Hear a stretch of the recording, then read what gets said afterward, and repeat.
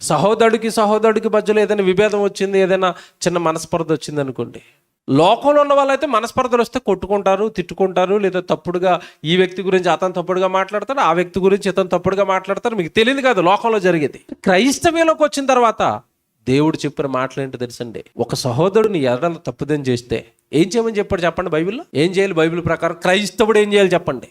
క్షమించాలి. క్షమించండి క్షమించండి క్షమించండి అనగానే పేతురు గారు ఓ రోజు యేసుప్రభువు దగ్గర అంటున్నారు, అయ్యా మీరు క్షమ నేర్పారు కదా, నా సహోదరుడు నా ఎడల తప్పుదేం చేశాడు, నేను ఎన్నిసార్లు క్షమించాలి? 7 మారుల మట్టుగా అన్నాడు పేతురు గారు. ఎన్నిసార్లు అన్నాడు అంటే, నేను నా సహోదరుని 7 తప్పులు చేశాడు, క్షమిస్తే సరిపోద్దా అన్నాడు. పేతురు గారు స్టాండర్డ్ ఎంత ఉందంటే, నేను 7 సార్లు వరకు నేను ఓకేనండి, ఆడు ఏం చేసినా 7 సార్లు క్షమిస్తాను అన్నాడు. మనమైతే ఏమంటాం?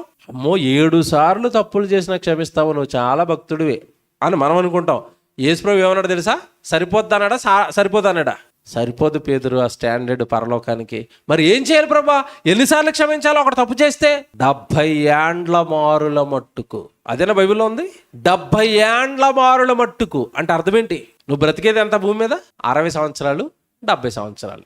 నువ్వు బ్రతికినంతకాలం వాడు ఆ పాపం చేస్తూనే ఉంటాడు, నేను ఇబ్బంది పెడుతూనే ఉంటాడు, నేను ఏదో అంటూనే ఉంటాడు. నువ్వు వాడి జీవితకాలం ఏం చేస్తూ ఉండాలి? క్షమించుకో, క్షమించుకో. నువ్వు బ్రతుకున్నంత కాలం క్షమించు, క్షమించు, క్షమించు, క్షమించు. క్షమ ఎక్కడుంది చెప్పండి క్రైస్తవులు? క్షమ ఉందా? ఏదైనా విభేదం వస్తే, ఏదైనా చిన్న మనస్పర్ధ వస్తే ఆ వ్యక్తిని ఎలాగ ప్రజలందరి మధ్యలో తప్పుడు వ్యక్తిగా చిత్రీకరించాలి, ఎలా తప్పుడు వ్యక్తిగా చూపించాలి అని తపన క్రైస్తవ్యమా ఇది? లోపల క్రీస్తున్నాడా? ప్రభు వలన ఏమంటే పరిశుద్ధపరచబడిన వ్యక్త? చిచ్చి చిచ్చిచ్చి క్షమ లేదు. ఆ వ్యక్తిని తప్పు పట్టడం, ఆ వ్యక్తి కుటుంబాన్ని అలరపాలు చేయాలని చూడడం, ఆ వాళ్ళ గురించి తప్పుడుగా అందరి దగ్గర ప్రచారం చేయటం. నో, పరలోకం మిస్ అవుతారు. చూస్తున్నాడు ప్రభువు. నిన్ను క్షమించిన ప్రభువే అతన్ని క్షమించాడు, నీ పాపాలు కడిగిన ప్రభువే అతని పాపాలు కడిగాడు.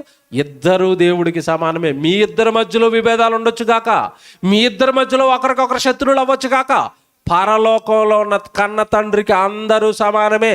తీర్పు దేనన్న నిన్ను నిలబెడతాడు, అతన్ని నిలబెడతాడు.